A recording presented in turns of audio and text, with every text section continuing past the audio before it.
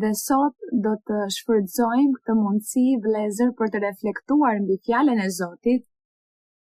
Do të kujtojmë atë që Perëndia na mëson në Bibël, atë që Perëndia i ka mësuar që nga fillimi njerëzimit dhe popullit të tij, dikur në lashtësi popullit të Izraelit dhe sot edhe neve na mëson.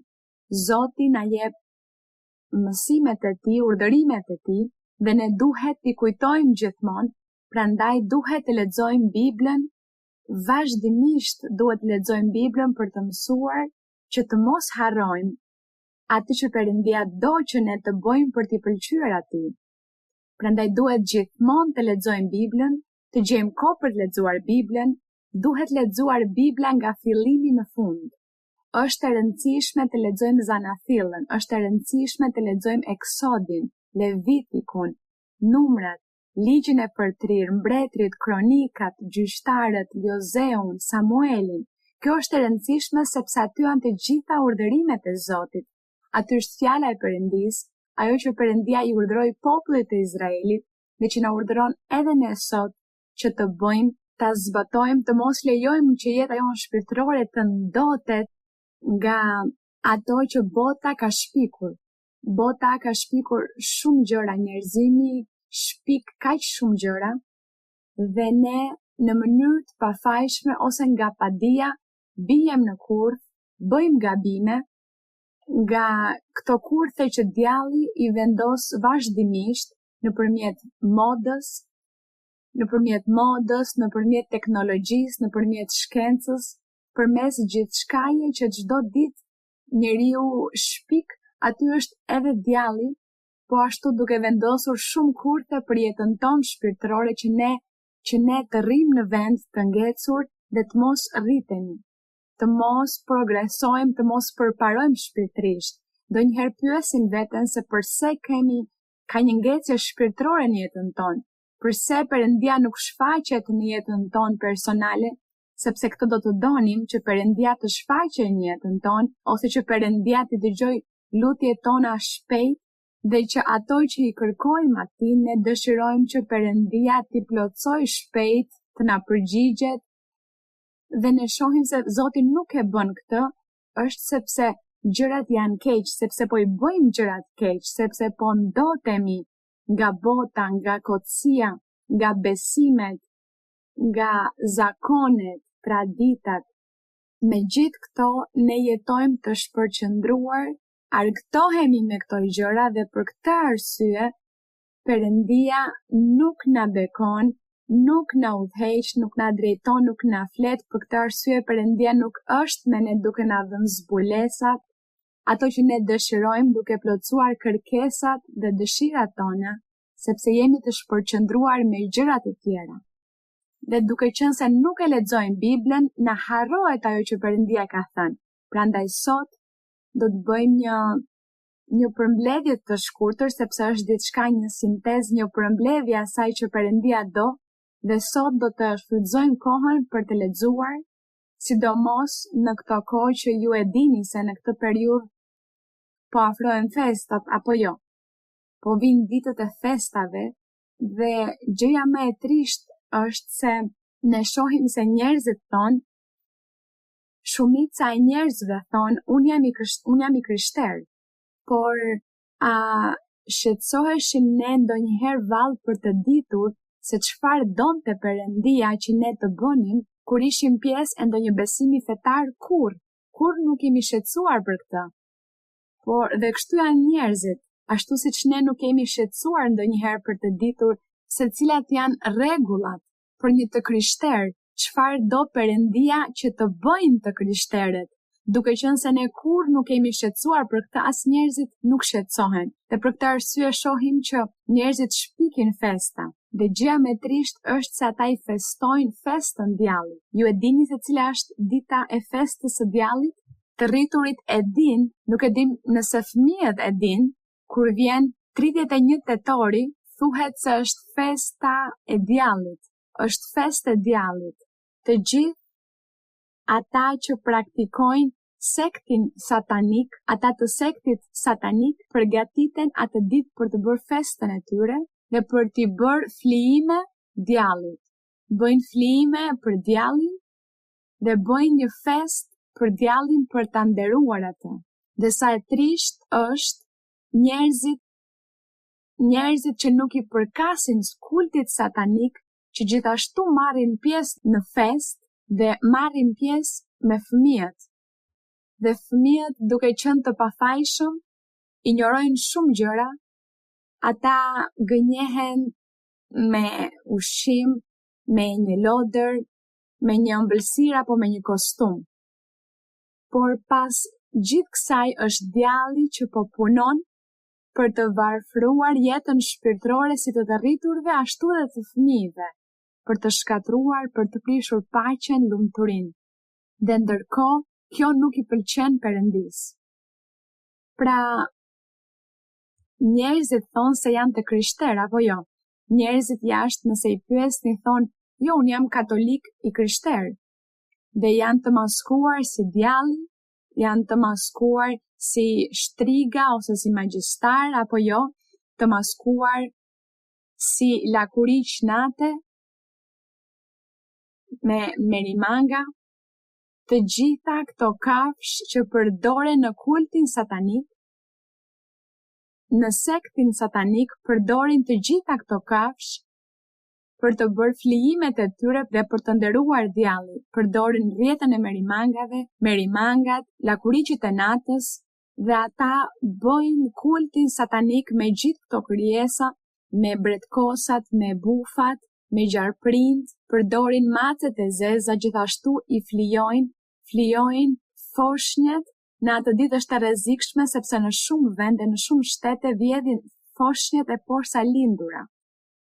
Vjedhin një foshnje të porsalindur dhe e flijojnë për t'i ofruar gjakun djallit. Të gjitha këto bëjnë ata të kultit satanik.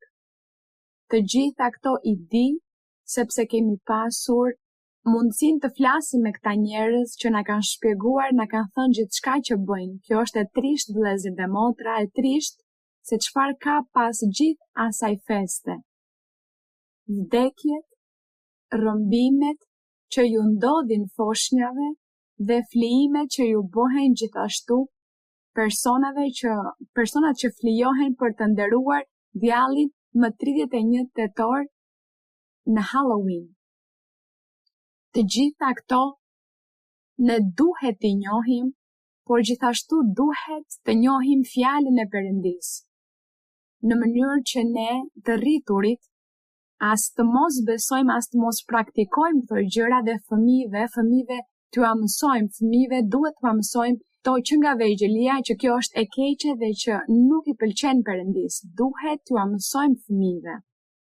Kjo është shumë e trisht dhe siç ju thash, të krishterët atje duke ju shërbyer djallit po ashtu dhe nuk dihet se çfarë lloj i krishteri është e trisht. Le të hapim Biblën në ligjin e Përtërir 4:19. Në ligjin e Përtërir 4:19, Perëndia i foli Mojsiut në malin Horeb, dhe Perëndia atje i dha ligjet Mojsiut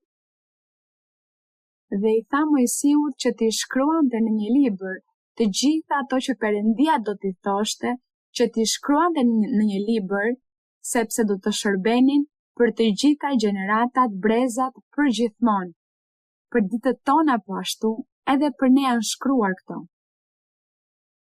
Meqense pra nuk pat asnjë figurë ditën që Zoti ju foli në Horeb nga mesi i zjarrit, tregoni kujdes të veçantë për shpirtrat tuaja. Ishte një ditë kur Mojsiu qëndroi atje në malin Sinai, 40 ditë dhe 40 net, atje foli me Perëndin dhe Perëndia i dha të gjithë ligjin dhe ai e shkroi. Dhe këtu Mojsiu në ligjin e Përtërir po i përsërit popullit të Izraelit, u përsërit përsëri ligjet, u tregon përsëri përvojën që ai pati me Perëndin dhe çfarë Perëndia i kishte urdhëruar që të përmbushnin.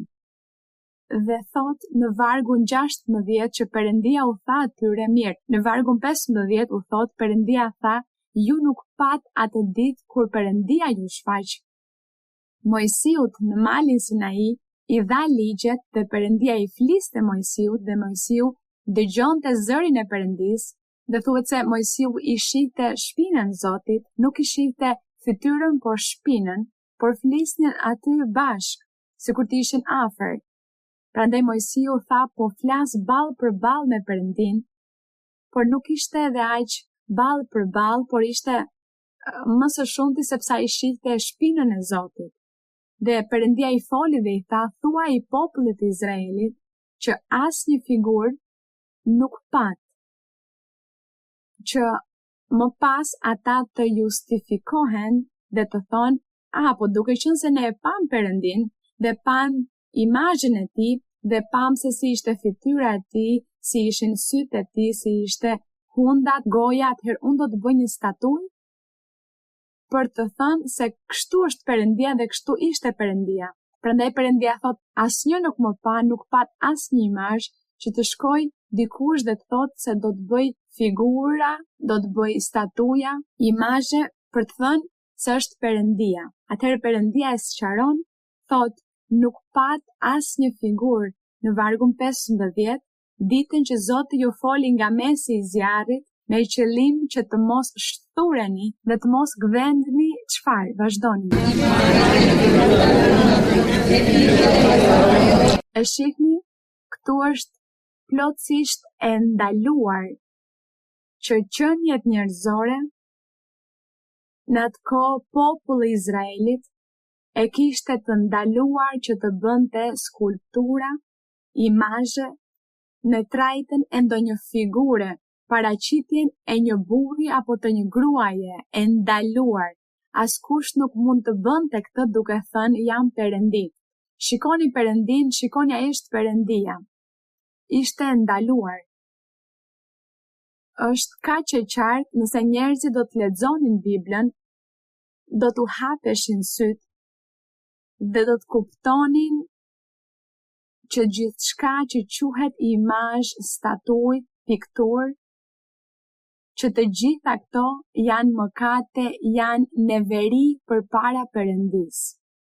Dhe në vargun 17 thot, paraqitjen e një kafshe që është mbi tokë, paraqitjen e një zogu që fluturon në qiell, paraqitjen e çdo gjëje që zvarritet mbi dhe, paraqitjen e një peshku që noton në ujërat poshtë tokës, sepse duke ngritur syt në qiell dhe duke parë çfarë, lexoni vargu 19.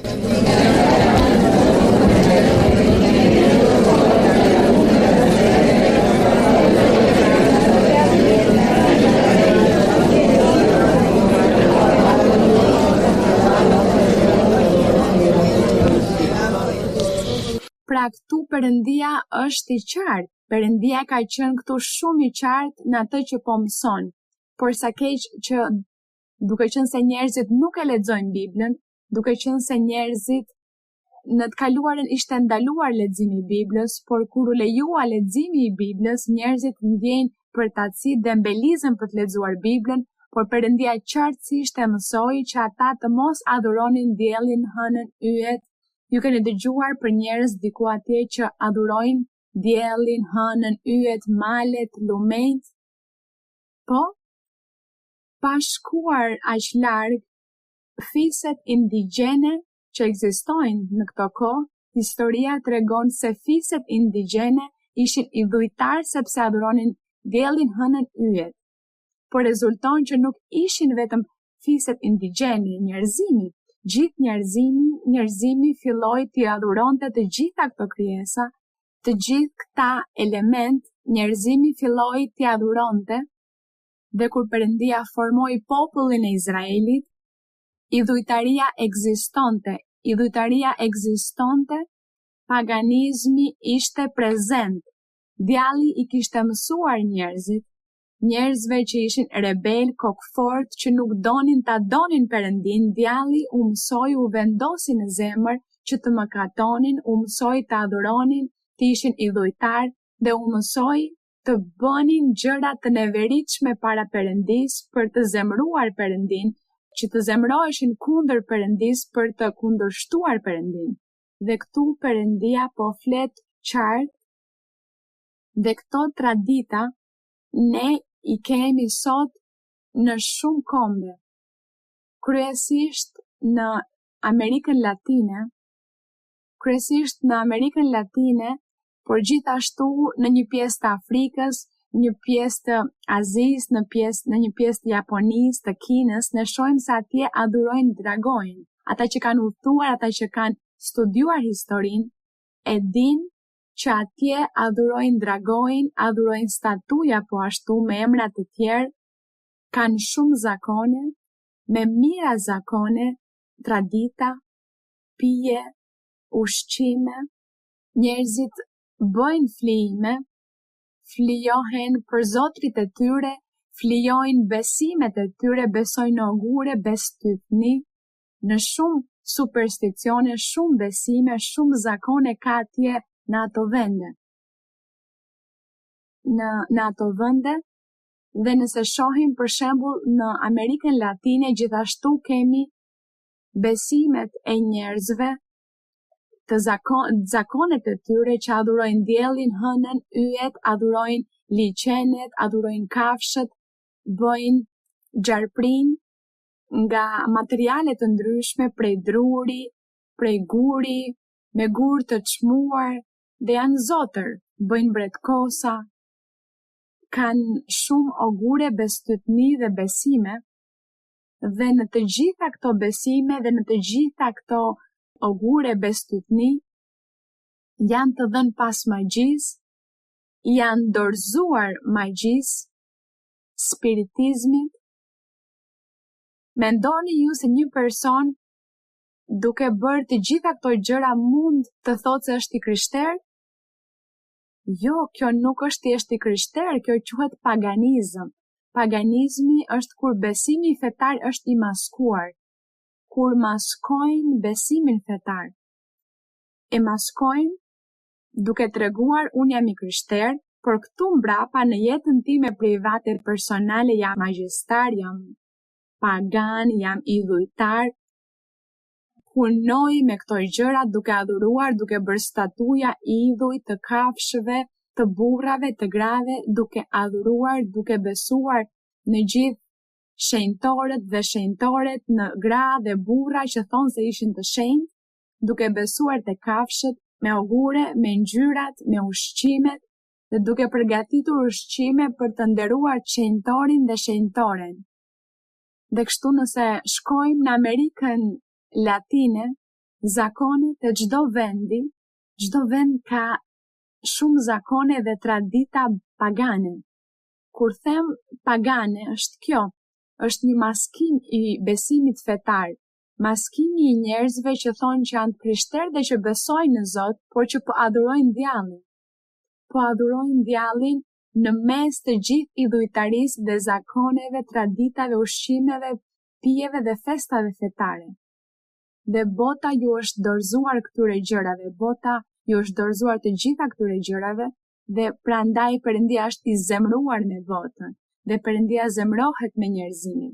Dhe për këtë arsye Perëndia ne që na ka zgjedhur, na ka thirrur, na ka sjell, ai dëshiron që ne të dalim për të punuar, që ne të mësojmë, që ta lexojmë Biblën, të mësojmë për të shkuar dhe për të predikuar dhe për të mësuar njerëzve dhe për të nxjerrë njerëzit nga padia, që të shpëtojnë, sepse përndryshe të gjithë janë të dënuar për të qenë të humbur. Ka njerëz që thonë, jo, po nuk ekziston as ferri, as parajsa, këto janë gënjeshtra, nuk ekziston jeta e përjetshme, kjo nuk ekziston, por po ekziston.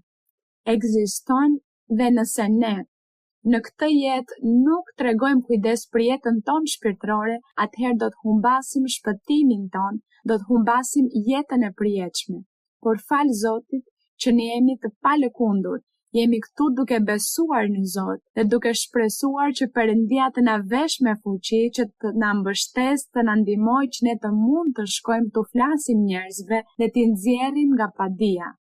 Por ne në asnjë moment nuk duhet të bëhemi pagan, hipokrit, të them unë bëj këtu një gjë, lexoj Biblën dhe them se jam bir apo bie e Perëndis dhe Perëndia më flet, më bën premtime dhe pastaj dal atje për të bërë të gjitha të këqijat dhe për të bërë të gjitha ato që bota bën. Të gjitha këto nuk i pëlqejnë Perëndis, nuk i pëlqejnë Zotit. Le të lexojmë pak këtu në librin e 2 të mbretërve 17-16. Libri i 2 i mbretërve, por më parë unë do të lexoj duke filluar më mirë nga vargu 8 në librin e 2 të mbretërve, kapitulli 17, a jeni aty vëllezër dhe motra?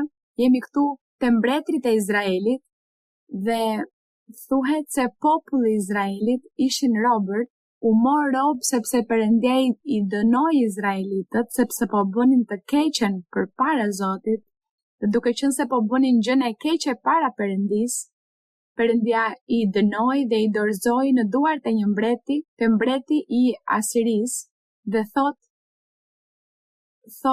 këtu në vargun 7 thot, kjo ndodhi sepse bijtë e Izraelit kishin kryer mëkate kundër Zotit, Perëndisë së tyre, që i kishte nxjerrë nga vendi i Egjiptit duke i çliruar nga pushteti i Faraonit, mbretit të Egjiptit, dhe kishin nderuar perëndi të tjera. Pra thuhet se adhuruan perëndi të tjera.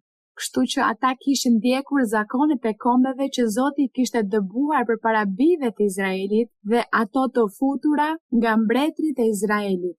Pra, mbretërit e Izraelit bën të keqen para Perëndis dhe kombet e tjera fshqinje të popullit të Izraelit ishin idhujtar dhe populli i Izraelit filloi të bënte të njëjtin gjë si ata, duke bërë të njëjtin gjë që bëjnë të tjerët. Kjo është pikërisht ajo për të cilën po flasim. Përse njerëzit gjithë bota po feston Halloweenin, po duke qenë se të gjithë e festojnë, kjo vjen që nga mediat dhe më pas gjithë të tjerët, gjithë kohën tregtarët, duke bërë propagandë, duke bërë reklama dhe psikologjikisht ja fusin këtë në kokë njerëzve dhe njerëzit ndoten, bien pre e saj dhe përfundojnë duke bërë dhe duke besuar dhe duke bërë të njëjtën gjë dhe ofendojnë Perëndin.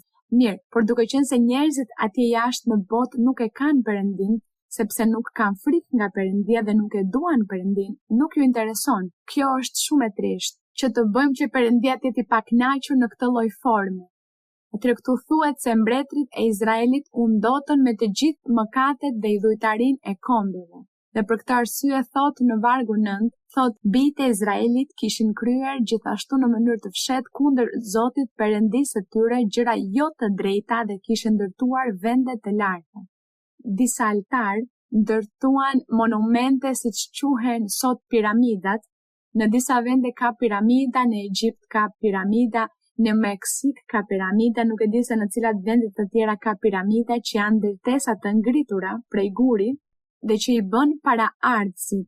Këto ishin vendet e larta që njerëzit ndërtonin në lashtësi dhe në pjesën e sipërme vendosnin perëndinë e tyre dhe adhuronin atë perëndi, e nderonin dhe i bënin flijime, dhe flijimet ishin kafsh, ushqime, drithra, fruta, perime dhe ushqime të përgatitura, po ashtu bënin torta apo kuleç. Thuhet se tortat janë, nuk e di se si quhen këtu, një tortë që përdoret për të ngrënë në përdasmë, si quhet ëmbëlsirë apo kek, nuk e di. Mirë, në spanjisht thuhet po ashtu tortë dhe ose ëmbëlsirë në spanjisht. Këto torta i bënin mirë, me rrushë të thatë, me kumbulla, me frutat më të mira dhe më egzotike, me miell gruri. Mirë, me të gjitha këto bënin këto torta. Mirë, këtu thuhet tortë, i quajnë po ashtu ëmbëlsira. Dhe ata të gjitha këto i gatuanin, bënin ushqime të pjekura në zjarr dhe flijimi i kafshëve, përfshinte fruta dhe perime për perënditë e tyre. U paraqisnin perëndive, bënin flijimet dhe atje ja çonin perëndive sepse besonin se perëndit kishin uri dhe etje dhe kështu që duhet të hanin. Dhe jo vetëm kaq për perëndit, por gjithashtu adhuronin të vdekurit, apo jo? Gjithashtu adhuronin të vdekurit, adhuronin demonët, thërrisnin demonët dhe i adhuronin dhe u ofronin po ashtu shumë dhurata. Edhe të vdekurve, Unë e di që në disa vende, nuk e di atje në Afrikë, në Azi, nuk e di, por këtu në Amerikën Latine në disa vende i festojnë festën të vdekurit dhe shkojnë në varreza, u çojnë ushqim të vdekurve, u çojnë ushqim dhe pije. Të gjitha këto quhen paganizëm. Të gjitha këto janë paganizëm që ndotin jetën shpirtërore, që ndan njeriu nga Perëndia, e ndan. Vendos një barrierë në mes dhe Perëndia është larg nga këta njerëz, larg nga këta persona që praktikojnë gjëra të tilla. Kështu që nëse ne fillojmë të bëjmë një ritregim të gjithçkaje që kemi dëgjuar që bëjnë në çdo shtet, nuk do të mbaronim kurrë, por bëjmë një përmbledhje. Atëherë, pra, u thoshte dhe kishin ndërtuar vendet të larta, jemi në vargu 9, thot, dhe kishin ndërtuar vendet të larta që tani më u shpjeguan se cilët janë në të gjitha qytetet e tyre, nga kullat e rojës deri në qytetet e fortifikuara. Kishin ndërtuar çfarë? Lexoni vjetën.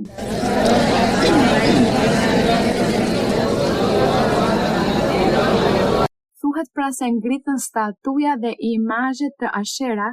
Ashera ishte një zot, një demon, të cilit i kishin vendosur emrin Ashera dhe i bën statujën fizike prej guri ose mermeri, mirë, me materialet që ata punonin, bën statujën për perëndin Ashera. Pra demoni që ishte aty i lumtur u bënte mrekullit atyre që besonin tek ajo, te statuja. Besonin tek ajo, kështu që demonët ishin aty djalli gati për të bërë mrekullin që njerëzit të vazhdonin të besonin te statuja, te idhulli. Sepse djalli është aty gati. Çfarë mendoni ju? Sepse nëse ju keni besim që këto lule bëjnë mrekulli, atëherë djalli është aty dhe e njeh mendimin tuaj, qëllimin tuaj dhe thot, ky po beson se këto lule do t'i bëjnë mrekulli, atëherë unë do t'i bëj mrekullin që ai të vazhdoj të besoj te lulet. Kjo është ajo që bën djalli, gjithmonë e ka bërë në këtë mënyrë. Ai ishte i vëmendshëm me njerëzit idhujtar, se në çfarë statuje besonin, në cilin perëndi besonin, në cilin demon besonin, në cilin person të vdekur besonin, që djalli të bëjë mrekullin, që të duket, që të bie në sy dhe kështu vetë njerëzit thoshin, po, kjo është e vërtet, le të ndjekim këto perëndi sepse ata perëndi janë të fuqishëm. Dhe kështu njerëzit vazhdojnë, dhe sot është e njëjta gjë. Sot njerëzit shkojnë tek spiritizmi, tek magjistarët, tek shtrigat dhe thonë, do të çoj vajzën time atje që është e smurt, të shoh nëse ja heq këtë që ka dhe atje i thonë, i kanë bërë magji.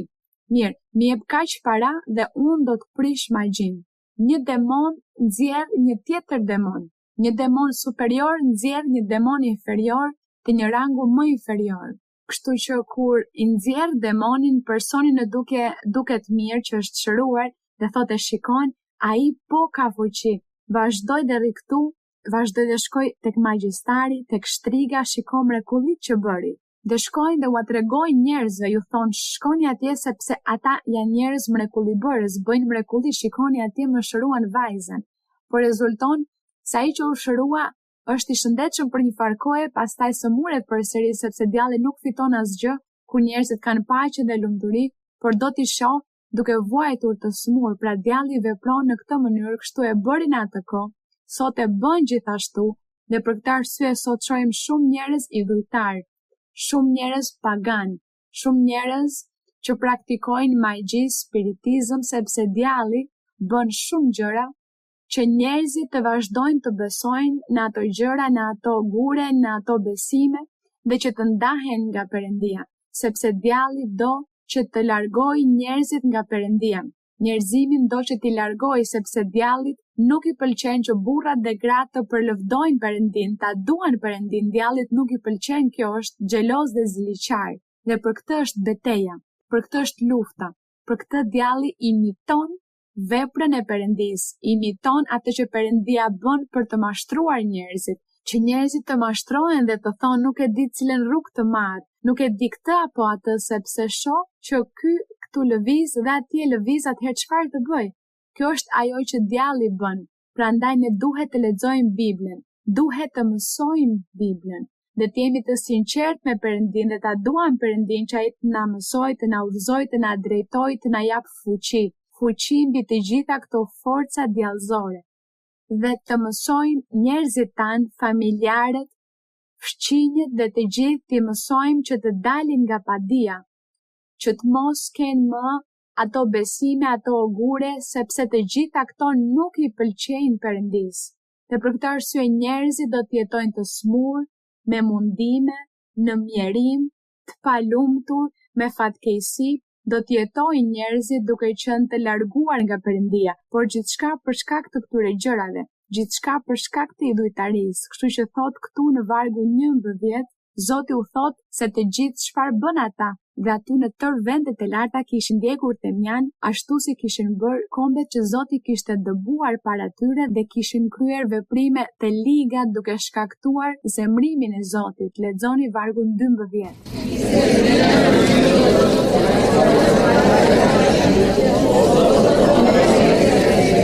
E shihni? Thot u kishin shërbyer gjithashtu idhujve për të cilët Zoti u pat thënë mos bëni një gjë të tillë. Dhe këtu në vargun 15 thot dhe hodhën poshtë statutet dhe beslidhjen që ai kishte lidhur me etrit e tyre dhe paralajmërimet që u kishte dhënë, prandaj ndoqën gjëra të kota duke u bërë ata vetë mendjelet dhe shkuan pas kombeve që i rrethonin, që Zoti i kishte ndaluar të imitonin. Kështu ata braktisën tërë urdhërimet e Zotit Perëndisë së tyre dhe bën byviça prej metale të shkrirë, bën një ashera, adhuruan tërë ushtrinë e qiellit që janë dielli, hëna, yjet, të gjitha këto dhe u vunë në shërbim të Baalit. Shikoni këtu kishte një perëndi Baal, kishte shumë perëndi dhe dini që tani pas ardhjes së krishtërimit, pas Zotit Jezu Krisht, sepse po flisnim për popullin në lashtësi, popullin e Izraelit në të kaluarën, por pasi erdhi Zoti Jezu Krisht dhe predikoi ungjillin e tij dhe dërgoi apostujt, dishepujt e tij për të predikuar, është predikuar ungjilli i Zotit është predikuar për shumë vite. Çfarë ndodhi më pas? Që të gjithë këtyre idhujve ju ndryshuan emrat, të gjithë perëndive të romakëve, të gjithë perëndive të grekëve, dhe të gjitha këtyre perëndive në çdo fshat, në çdo qytet kishte një perëndi ndryshe. Në Efes adhuronin Dianën, perëndeshën e efesianëve. Dhe kështu në çdo qytet kishte një zot të ndryshëm. Por kur shkuan të ungjillzonin, të gjitha këto qytete të ungjillzonin, të flisnin për ungjillin, të flisnin për një perëndi të gjallë, një perëndi në frymë dhe në të vërtetë, shumë besuan, shumë u kthyen te ungjilli i Krishtit, po pati shumë po ashtu që ishin ambicioz, hipokrit dhe të rrem, dhe që kur nuk u kthyen te Perëndia me gjithë zemër, atëherë këta njerëz filluan të bënin biznes dhe tregti me fjalën e Perëndis, me ungjillin. Dhe kur filluan të bënin biznes dhe të mashtronin njerëzit me ungjillin, atëherë prej andej erdhi krishtërimi pagan. Erdhi krishterimi pagan prej andej. Krishterimi pagan erdhi rreth shekullit të dytë pas Zotit Jezu Krisht. Nga aty filluan njerëzit të ndryshojnë emrat e perëndive të tyre. Kështu që tani më nuk ishte më perëndia Baal dhe as perëndesha Ashera, por tani ishte Shën Gjoni i Kryqit, ose Shën Tereza e Jezusit, ose Gjon Pagzori, sepse Gjon Pagzorit i bën statuj, i bën imazh, i bën piktur, Mojsiut i bën imazh, statuj, piktura. Të gjithë apostujve filluan të bënin statuja, figura, piktura, edhe pse Perëndia e kishte ndaluar. Perëndia e kishte ndaluar që të mos i bënin, as ato të Perëndis, të askujt të mos bënin figura, dhe të mos shkonin pas tyre për t'i adhuruar, sepse kjo ishte një fyerje për Perëndin.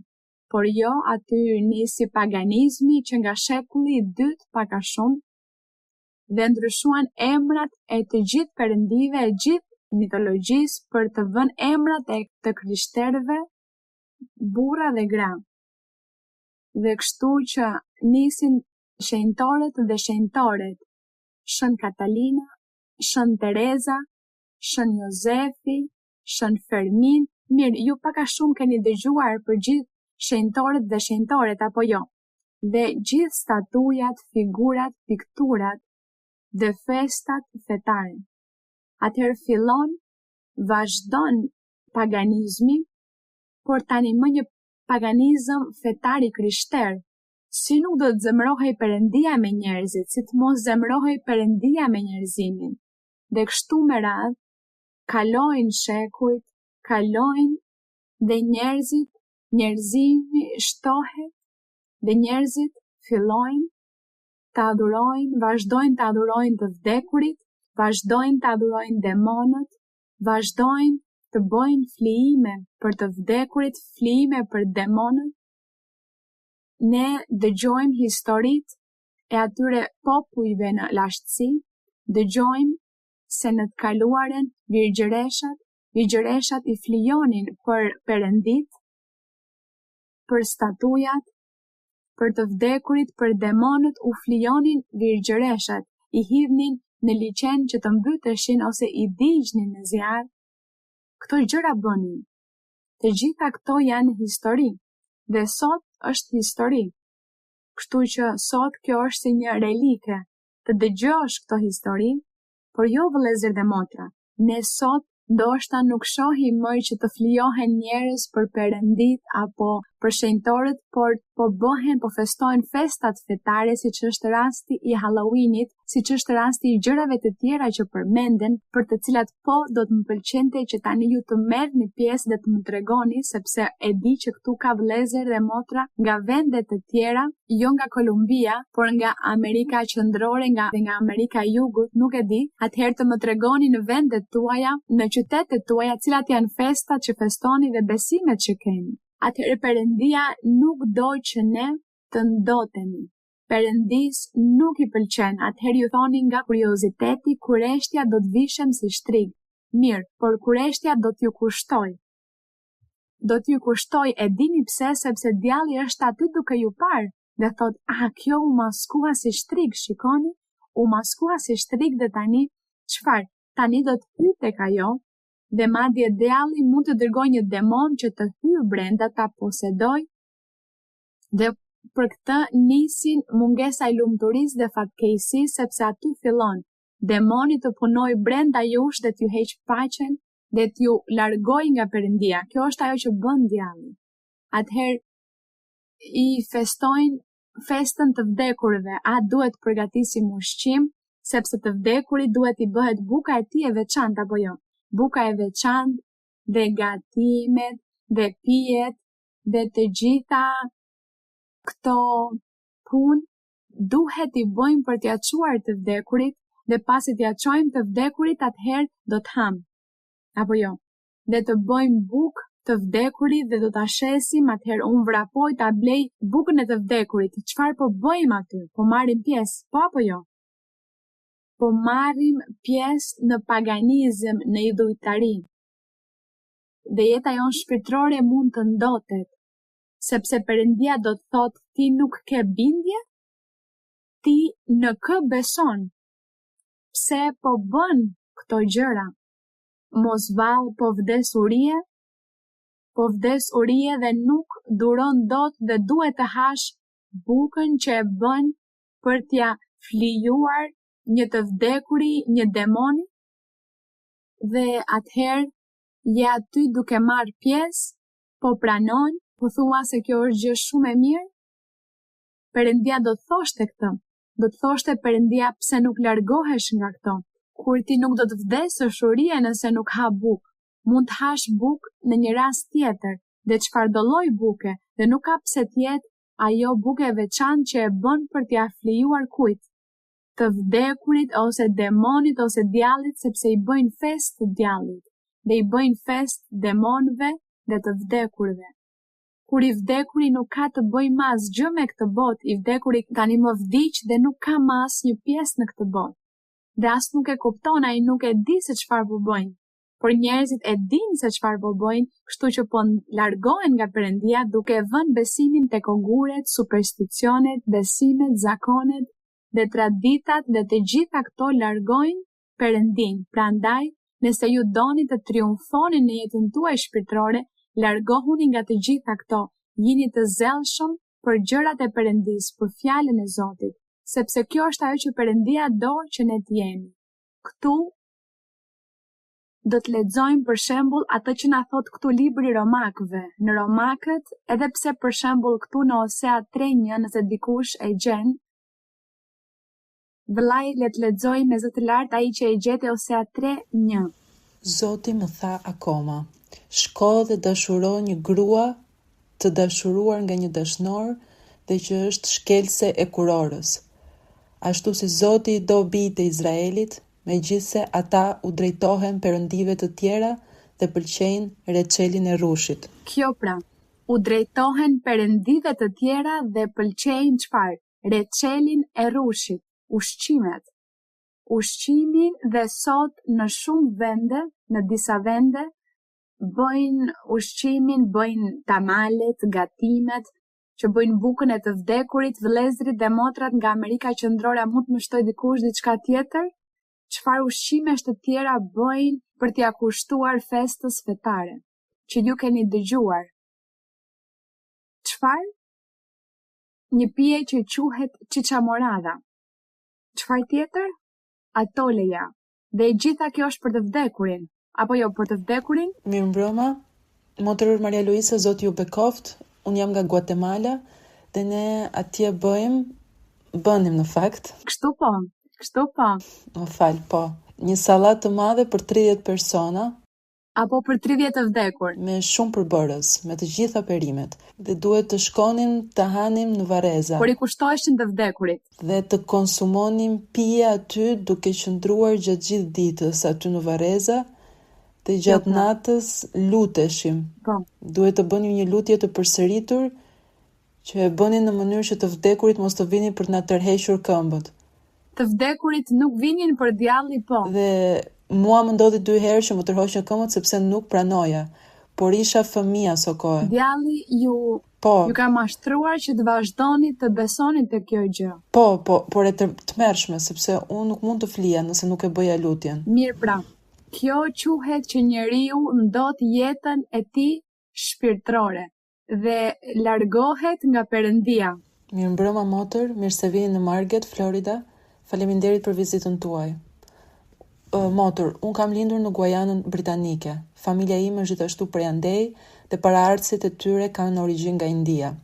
Dhe ne kemi parë vetë se si djalli maskoi atë që është feja e vërtet. Pasi ndërsa unë rritesha, gjyshja ime bënte një tort me rrush të thatë, e bënte me miell, i shtonte fruta, dhe ajo kishte statujat e saj që thoshte se ishin zota, duke përfshirë një lop, një elefant, një majmun, dhe unë që e vogël shija se si ajo i ofronte atë tort atyre dhe vendoste fruta, gjithashtu ananas, banane, por ajo nuk thoshte se janë të vdekur, por që janë zotët e saj. Mirë. Në vargun që lexuam në fillim, kur Perëndia tha mos bëni figura apo paraqitje të kafshëve, as të atyre që fluturojnë, as të atyre që zvarriten, as të atyre që janë në det, mos bëni figura perëndish duke thënë që janë perëndi. Perëndia e ndaloi këtë, prandaj duhet të lexojmë Biblën. Duhet ta lexojmë Biblën, të lexojmë librat e parë të Mojsiut, aty gjejmë shumë gjëra themelore, shumë baza të doktrinës së Zotit, dhe kjo është edhe për ne sot. Kjo vlen edhe për ne sot që duhet t'i vëmë në zbatim këto. Ne le të mos e ndotim jetën tonë shpirtërore, të mos e fyejmë Perëndin, ne duhet të kemi bindje. Sot ne kemi familjet tona, sepse ju keni familjet tuaja që nuk vinë në kish, dhe ata kanë të gjitha këto zakone, të gjitha këto tradita i praktikojnë, dhe ata do të zemrohen sepse ju nuk do të hani, ose nuk do t'i shoqëroni. Kur festojnë, do të zemrohen. Lërini që të zemrohen, por ju duhet të kënaqni Perëndin, dhe jo njerëzit, sepse ju do të fitoni me Perëndin. Ndërkohë ju nuk fitoni me familjen tuaj apo me miqësitë tuaja. Mos u shkoni mbrapa, sepse nëse ju u shkoni mbrapa, Perëndia ju heq bekime. Perëndia zemrohet sepse Perëndia thot ti je një person pa bindje, nuk e besuar në fjalën time, nuk beson në mua, prandaj unë do të largohem nga ty dhe nuk do të të bekoj. Kjo është ajo që Perëndia na thot, atëherë ne duhet të mësojmë dhe të kemi kujdes nga këto gjëra. Kush e gjen dot shpejt librin e Danielit 1:8. Danieli 1:8.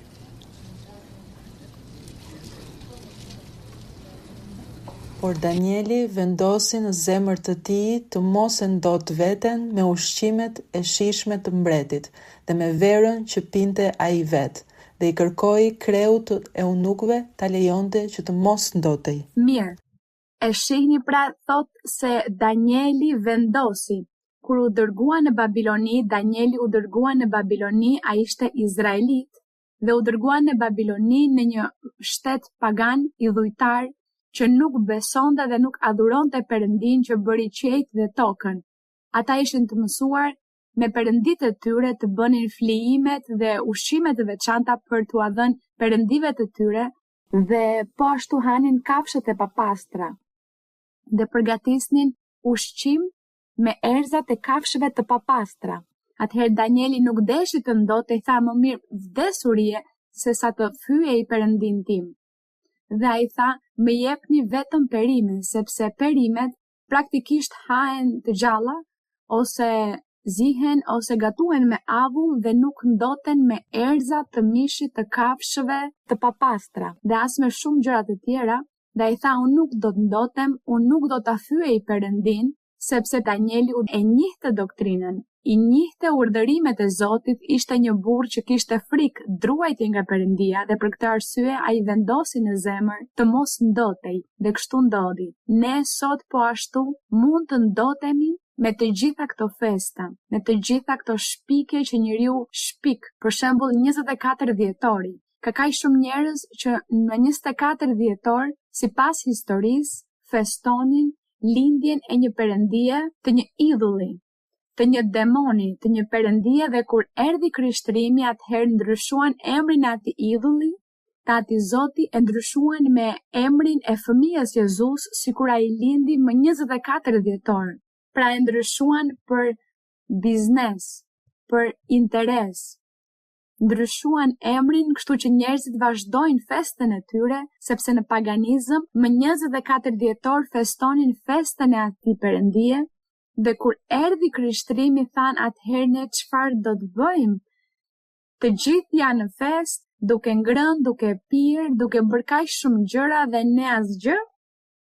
Atëherë tregtarët dhe ata që bënin biznes me fjalën e Perëndis, hipokritët që u interesonin vetëm gjërat materiale, shpikën dhe thoshin, atëherë të shpikim se më 24 dhjetor lindi Jezusi Nazaretit, dhe kështu vazhdojmë të festojmë festën tonë dhe në të njëjtën kohë festojmë datëlindjen edhe Jezusit të Nazaretit. Kur Perëndia nuk ka nevojë që t'i festohet datëlindja.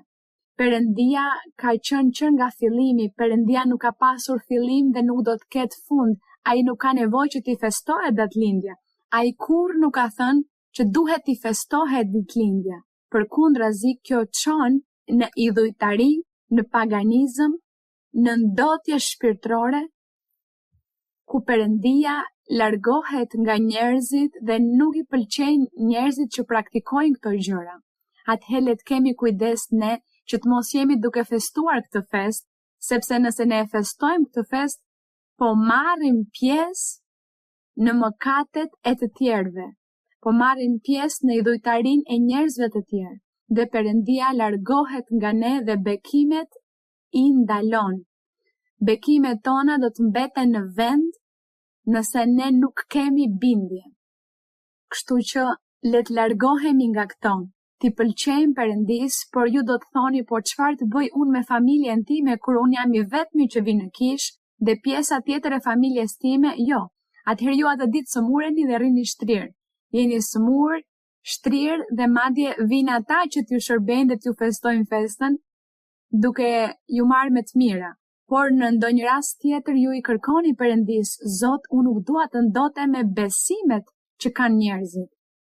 nuk është me aq rëndësi ndoshta ushqimi, por besimi, po i festojnë festën një idhulli. Kjo është idhujtari. Atëherë si të ndotem unë, duhet të iki, duhet mos jem aty, t'ju mësoj fëmijëve të mi që kjo nuk është korrekte, sakt, por nëse fëmijët duan dhurata dhe ushqime të veçanta dhe një shëtitje të veçantë, atëherë kjo bëhet një ditë tjetër. Pa festuar festa, atëherë një ditë tjetër do të ketë dhurata, shëtitje, fest, ushqim, por të mos jetë dita që djalli po feston festën e tij, që të mos ndotemi. Sepse Perëndis nuk i pëlqen kjo. Shikoni se çfarë thuhet në librin e parë të Romakëve, le të kërkojmë këtu në librin e parë të Romakëve. Në librin e parë të Romakëve, nga vargu 18, çfarë na mëson nga ajo që Perëndia i zbuloi apostullit Paul. Pra Perëndia i zbuloi si më poshtë. Keni gati vëllezër dhe motra? Romakët 1:18 thot, sepse zemërimi i Perëndis zbulohet nga qielli mbi çdo pabesi e padrejtësi të njerëzve që mbysin të vërtetën në padrejtësi. Sepse ajo që mund të dihet për Perëndin është bërë e dukshme në ta, sepse Perëndia ua ka shfaqur atyre. Në fakt, cilësitë e tij të padukshme, fuqia e tij e përjetshme dhe hynia e tij, duke qenë të dukshme nëpërmjet veprave të tij nga krijimi i botës, shihen qartë me qëllim që ata të jenë të pashfaqësueshëm. Sepse megjithse e njohën Perëndin, nuk e përlëvduan as e falenderuan si Perëndi, përkundrazi, u bën të pamend në arsyetimet e tyre dhe zemra e tyre pa gjykim u errësua. E shihni pra se çfarë ndodhi? Se ata e njohën Perëndin dhe nuk e përlëvduan si Perëndi, nuk e falenderuan, por u bën të pamend pas idhujve, pas zakoneve, pas paganizmit, traditave, ushqimeve, pijeve, pas festave fetare, festave pagane. Pas gjithë këtyre thot u bën të pamend në arsyetimet e tyre dhe zemra e tyre e marr u errësua. Duke deklaruar veten të urtë, u bën të marr dhe ndrruan lavdinë e Perëndisë të paprishshëm në një shembëllim të ngjashëm me atë një njeriu të prishshëm, të shpendëve, të katërkëmshave dhe të rrëshqanorëve, të gjithë të prishshëm. Bën Perëndi kafshët, burra, gratë, duke thënë, ky është Perëndia yt, adhuroje, bëj flijime, përgatiti kuleçët e rrushit të thatë, përgatiti bukën, përgatiti gjithçka që ka shpikur njeriu, sepse të gjitha janë shpikje dhe pastaj të gjithë bëjnë një fest, vallëzoni dhe dehuni. Dhe këtu në vargun 24 thot, prandaj, për shkak të kësaj, pra thot, prandaj, edhe Perëndia i dorëzoi në papastërti. Pra shihni vëllezër dhe motra që mëkati dhe ligësia që ne shohim sot në botë është pasojë e mosbindjes ndaj Perëndisë. Është pasoja, thot, prandaj, për këtë arsye Perëndia i dorëzoi në papastërti në epshet e zemrave të tyre për të çnderuar trupat e tyre në mes vet atyre. Vazhdoni me 25-ën.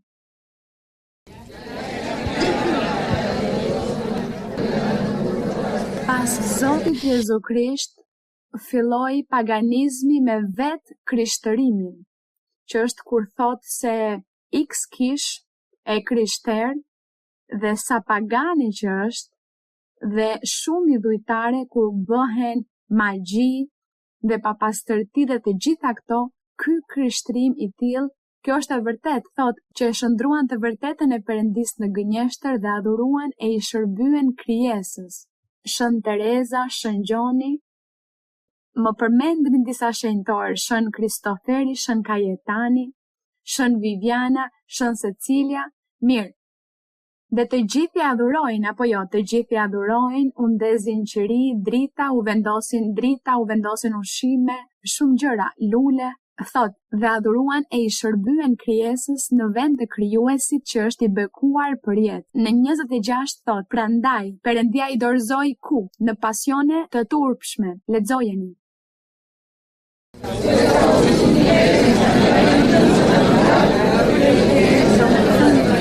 U bën lesbike.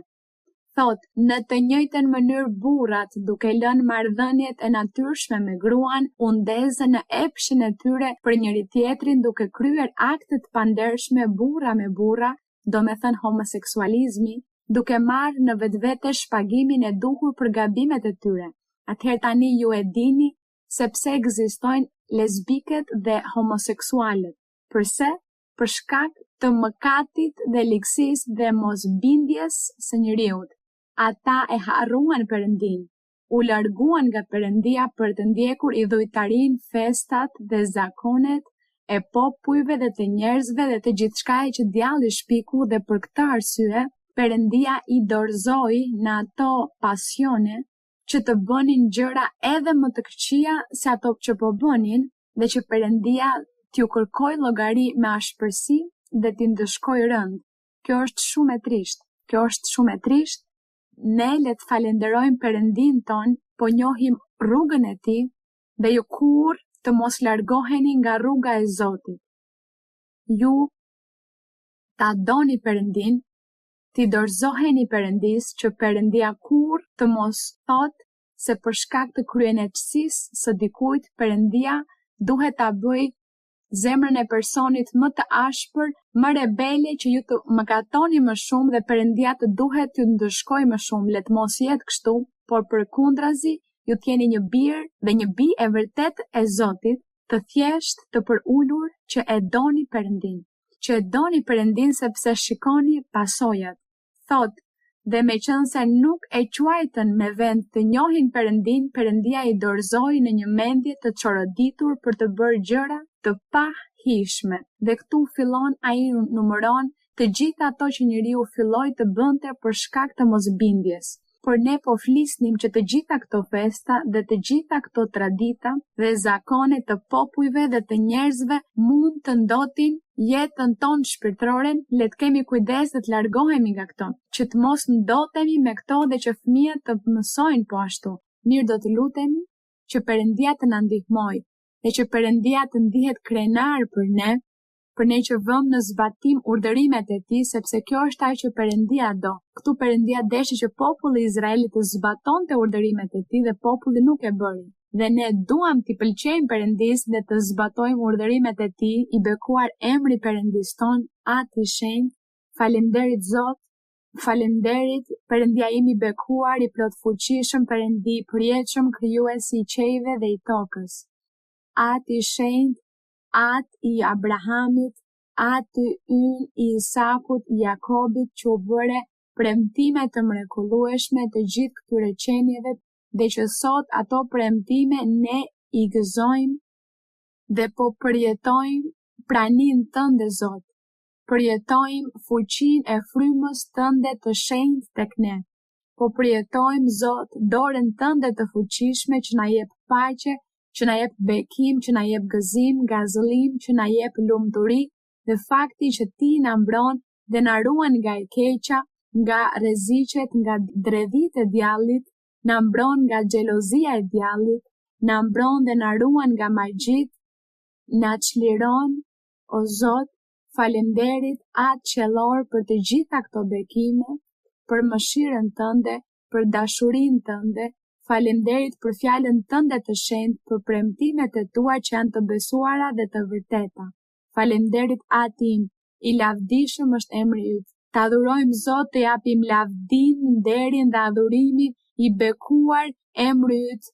Lavdimet për ty, adhurimi për ty, nderi për ty, lavdia për ty, i bekuar Perëndi, i fuqishëm Zot, i fuqishëm Perëndi, mbret i fuqishëm, i shenjtë, i drejtë, i mëshirshëm dhe i dhemshur, i ngadalshëm në zemrim dhe i madh në mirësi, madhështori e Zot, ti je mbret i mbretërve dhe Zot i zotërve, ti Zot krijove qiellin me fuqinë tënde, me mëshirën tënde, dhe ti na ke këtu përpara pranisë tënde, Zot, duke të kërkuar mëshirë, Zot, dhe duke të falenderuar për mëshirën tënde, për dashurinë tënde, për fuqinë tënde, për mbështetjen, Zot, që na jep, për premtimet që na ke bërë, dhe sepse po i përmbush ditë pas dite të gjitha ato që ke premtuar. Na ndihmo të të shërbejmë, na ndihmo të adhurojmë emrin tënd dhe të përlëvdojmë, na ndihmo të largohemi nga e keqja. Na mëso doktrinën tënde, rrugën tënde, fjalën tënde të shenjtë. Faleminderit Atë Qellor, në emrin e lavdishëm të Jezu Krishtit, birit tënd të dashur, i bekuar dhe i përlëvduar emri yt për gjithmonë, i shenjtë Zoti i ushtrive, ke i fuqishëm. Faleminderit Zoti im. Faleminderit të plot fuqishmit, faleminderit Atë i shenjtë, në emrin e Krishtit Jezus, birit tënd të dashur. Amen. Lavdi Zotit. Mirë vëllezër dhe motra, Zoti ju bekoft. Shumë faleminderit. Dhe shihemi herën tjetër. Faleminderit dhe Zoti ju bekoft.